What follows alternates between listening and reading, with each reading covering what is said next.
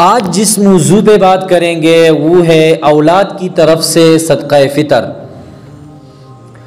بہت سارے احباب اس کے حوالے سے پوچھتے ہیں تو مالدار مردوں پر جس طرح اپنی طرف سے صدقہ فطر ادا کرنا واجب ہے، اسی طرح نابالغ لڑکے اور لڑکیوں کی طرف سے بھی صدقہ فطر ادا کرنا واجب ہے۔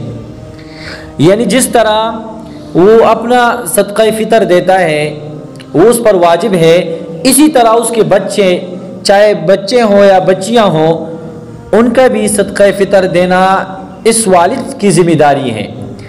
اس میں ایک بات ہے، اگر نابالغ، بالغ کی بات نہیں کر رہا ہوں، اگر نابالغ اولاد مالدار ہیں تو باپ پر اپنے مال سے صدقہ فطر ادا کرنا لازمی نہیں ہے، بلکہ نابالغ اولاد کے مال سے دے سکتا ہے۔